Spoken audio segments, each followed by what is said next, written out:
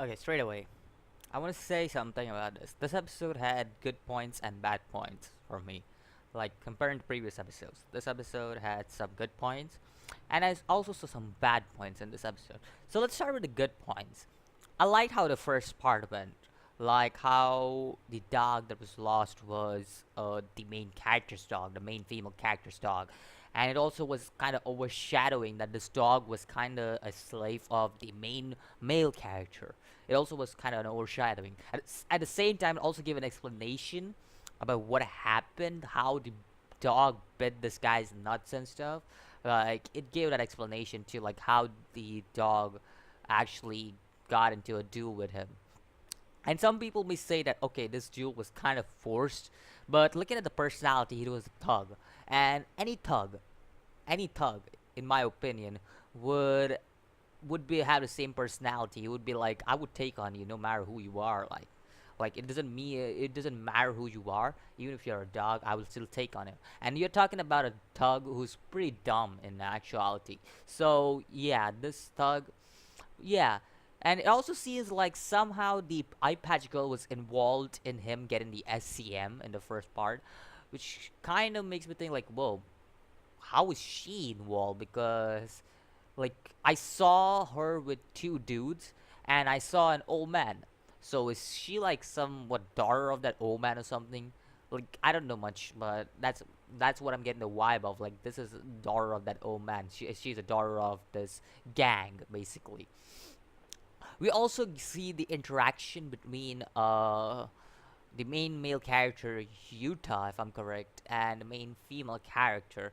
We see the interaction between him, Bambo, and Ryu's servants, and those are Chow and Julia, those two. So basically, those two. We also see that interaction, the small interaction between them, and I also see how they are actually taking slaves, like all these slaves to a place, most probably to experiment on them. So yeah, that also was a thing. So that was another thing that happened this episode.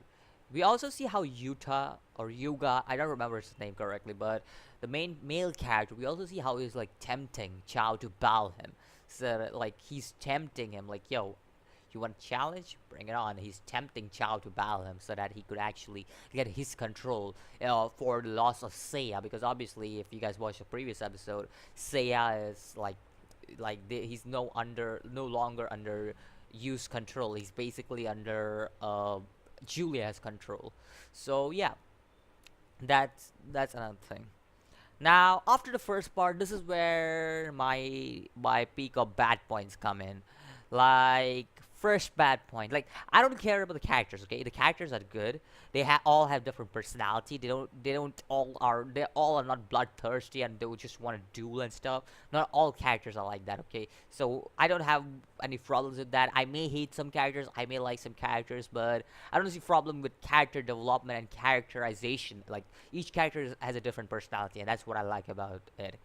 But this is where the point comes. Like this character you introduce Zero, you introduce this cat currently, and you make this guy forcefully interact with Ryu, because my dude, who would who would believe a kid, a freaking kid? I understand this guy is a big deal, he's Ryu and everything. Like my dude, I understand that, but my dude, if this guy says I want to avenge my father and just like use my SCM, I'm like, my dude, just tell me. Like, even if you put emotions, and if most importantly, you don't want to get in trouble. I know, his past is pretty dark and stuff. He was never given attention and stuff. Very generic past. But my dude, even if that is a case, why would you believe a kid?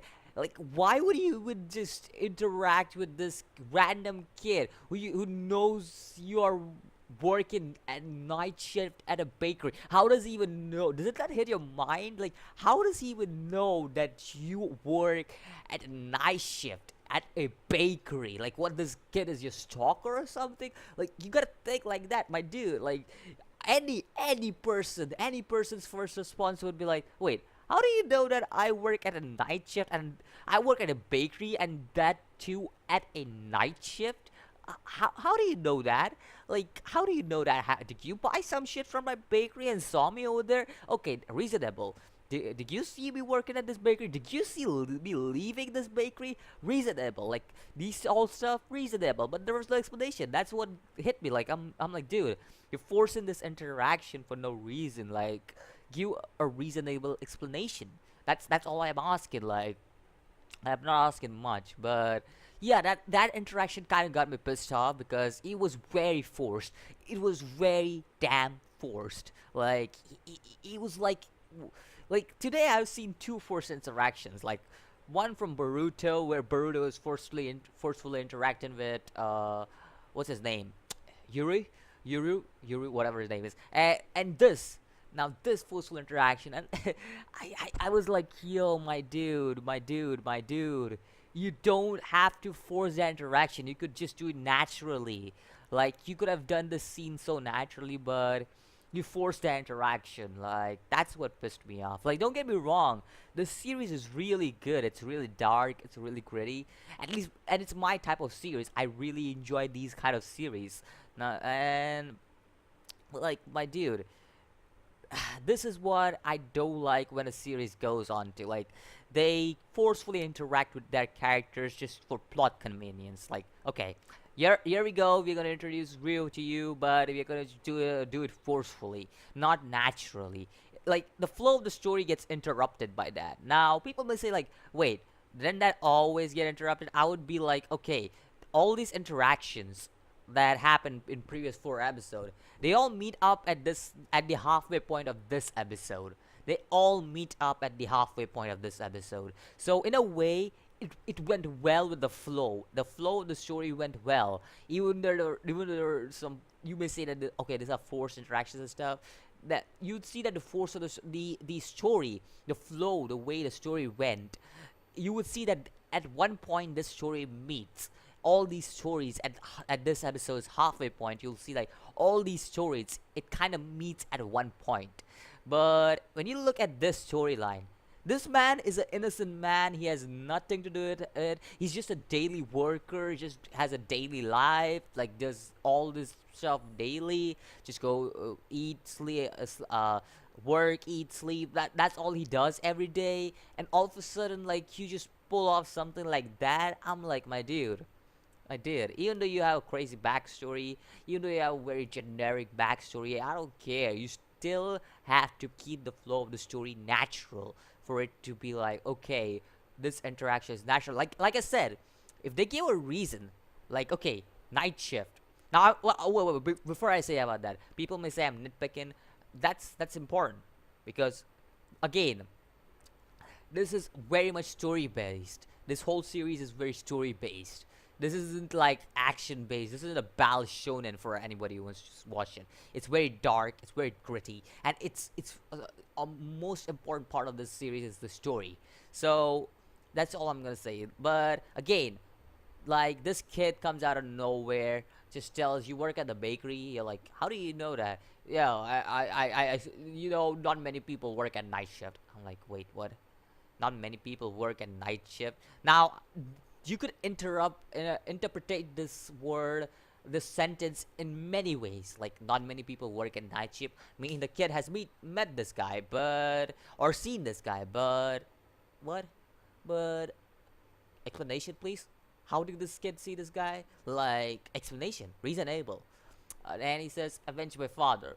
Okay, avenge my father. Okay, good. The plot is progressing. Then it comes to the point where it's like I don't want to get in any trouble. He literally says it. I don't want to get into any trouble. He literally says this. I'm like, okay, this guy, he doesn't want to get in trouble, but somehow I know he's gonna end up with SCM, and it is the most stupidest plot I've seen. This is the most stupidest plot I've seen, and I'm saying this because, like, this was just plot. This was just plot armor. That second half was full plot armor.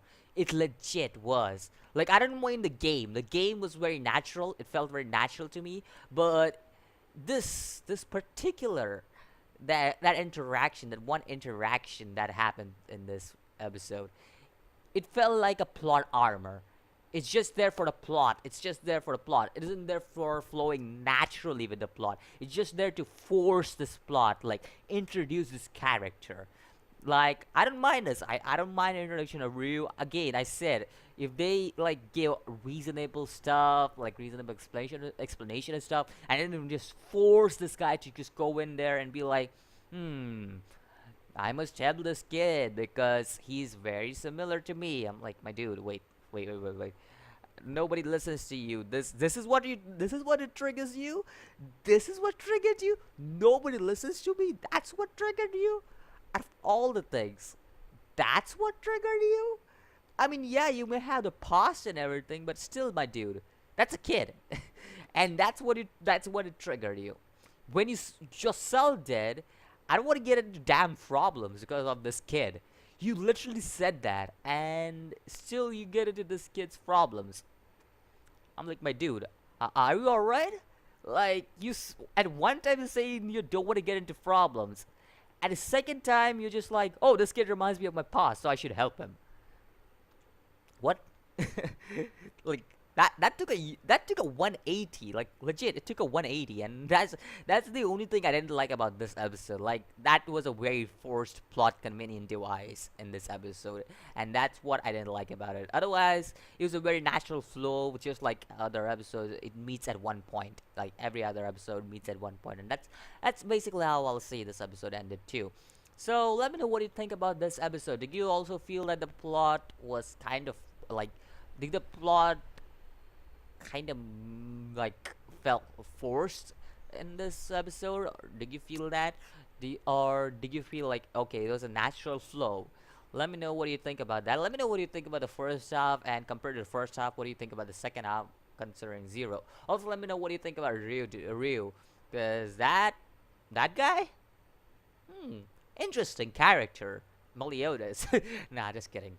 But yeah, let me know what you think about Ryu. Let me know what do you think about these other characters that are introduced.